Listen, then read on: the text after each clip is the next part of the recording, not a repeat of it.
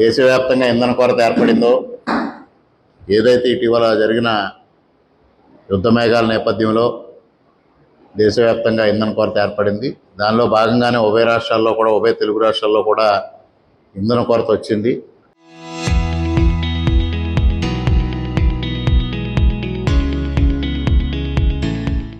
ఆ ఇంధన కొరత కన్నా ప్రజల్లో ఒక విధమైన ఆందోళన మొదలవడం, ఇంధనం దొరుకుతుందో లేదో అనే ఉద్దేశంతో ప్రతి ఒక్కరూ దాన్ని నిలవపెట్టుకోవాలనే ఉద్దేశంతో సేకరించడం మూలంగా ఇంకా కొరత తీవ్రమైన పరిస్థితి కనిపిస్తూ ఉంది. ముఖ్యమంత్రి గారు 2 రోజుల నుంచి ఇదే విషయం పైన దృష్టి సారించి ఆయిల్ కంపెనీ యజమానులతో కానీ, రిటైల్ అవుట్లెట్స్ వాళ్ళతో కానీ, అధికారులతో కానీ కోఆర్డినేట్ చేయడం, అదేవిధంగా జిల్లా స్థాయిలో జాయింట్ కలెక్టర్లు ప్రత్యేకంగా ఈ విషయం పైన సమీక్షించడం జరుగుతూ ఉంది. మరి మండల స్థాయిలో తహసీల్దార్స్ కానీ, పోలీస్ కానీ, మొత్తం అధికార యంత్రాంగం అంతా దీనిపైన దృష్టి సారించి ఎక్కడా ఇబ్బంది లేకుండా చర్యలు తీసుకోవడం జరుగుతూ ఉంది. ముఖ్యంగా ప్రజలందరికీ విజ్ఞప్తి చేసేది ఏంటంటే, మీరు ఆందోళన చెందవద్దు, సరిపడా నిల్వలు ఉన్నాయి, తప్పనిసరిగా అందరూ సక్రమంగా వాడుకుంటే అందరికీ దొరుకుతుంది. ఇటీవల కాలంలో మనం యూరియా కొరత చూసాం. యూరియా కొరత వచ్చింది అంటే యూరియా కొరత లేకపోయినా అందరూ దాని వెంటబడడంతో కృత్రిమ కొరత ఏర్పడింది. అదేవిధంగా బాగా కృత్రిమ కొరత ఏర్పడుతూ ఉంది. అందువల్ల ఎవరూ ఆందోళన చెందాల్సిన పని లేదనేది ఈ సందర్భంగా మీకు తెలియజేసుకుంటూ, ముఖ్యంగా అనపర్తి నియోజకవర్గంలో అనపర్తి, బెక్కవోలు మండలాల్లో తగినంత నిల్వలు ఉన్నాయి. ముఖ్యంగా అనపర్తి మండలంలో 5 రిటైల్ అవుట్లెట్స్ ఉండడం జరిగింది. వాటి దగ్గర 30,487 టన్నులు లీటర్లు హై స్పీడ్ డీజిల్ అవైలబుల్గా ఉంది. అదేవిధంగా 22,194 లీటర్స్ పెట్రోల్ ఉంది. అదేవిధంగా సాయంత్రానికి వచ్చే స్టాక్ తీసుకుంటే డీజిల్ మరలా 26,000, పెట్రోల్ 12,000 రాబోతూ ఉంది. అందువల్ల ఎటువంటి ఇబ్బంది లేదు.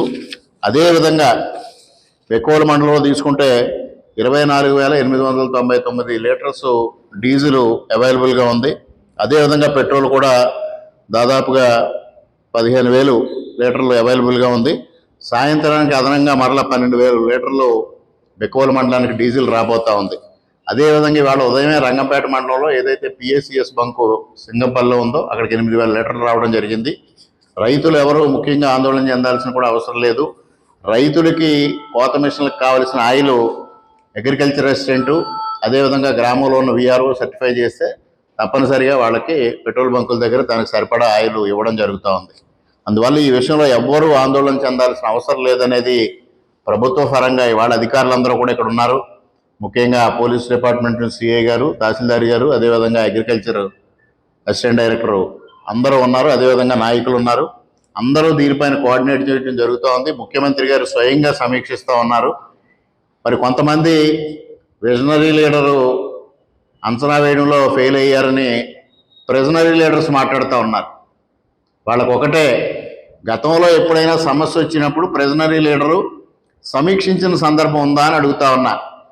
ప్రిజనరీ లీడర్ సమీక్షించడం కాదు కదా, 4 గోడల మధ్యకి పరిమితం అవటం, డేరాల మధ్యకి పరిమితం అవటం, చెట్లు కొట్టడం తప్పించి ఏ సమస్య ప్రజలకు వచ్చినా, దానిపైన ప్రకృతి వైపరీత్యాలు వచ్చినా, ఇటువంటి విషయాల్లో ఏదైనా ఇంధన కొరత కానీ ఇతర విషయాల్లో వచ్చినప్పుడు కానీ ఎప్పుడైనా సమీక్షించిన సందర్భం ఉందా? సాక్షాత్తు కరోనాతో ప్రజలు బాధపడతా ఉంటే పారాసెటమాల్, బ్లీచింగ్ పౌడర్ చాలని చెప్పిన ప్రిజనరీ లీడర్కి సంబంధించిన నాయకులు ఇవాళ ఈ విషయాన్ని రాజకీయం చేయడం తగదు అని ఈ సందర్భంగా తెలియజేసుకుంటూ, మరొక విషయం, ఇప్పుడు ఏదైతే సిఎంఆర్ జరుగుతూ ఉందో, సిఎంఆర్లో ధాన్యం కొనుగోలులో కొన్ని చోట్ల రైస్ మిల్లర్స్ 50 రూపాయలు తక్కువకి కొంటున్నారనే ఆరోపణలు వస్తూ ఉన్నాయి.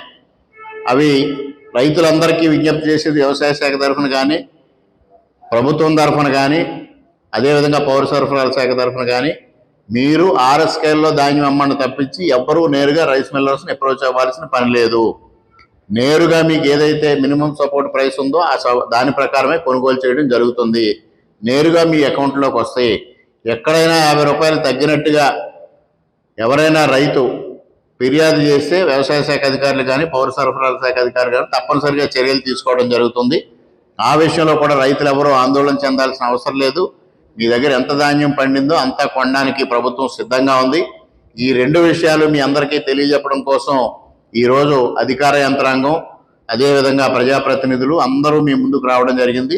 ఈ రెండు విషయాల్లో ప్రజలందరూ అప్రమత్తంగా ఉండి ఎవ్వరూ ఆందోళనకు గురి కావద్దు. ముఖ్యంగా ఏదైతే ఇంధన కొరత ఉందో ఇంధన కొరత విషయంలో పానిక్ సిచ్యువేషన్కి ప్రజలు ఎవరు వెళ్ళొద్దని కూడా ఈ సందర్భంగా తెలియజేసుకుంటూ సెలవు.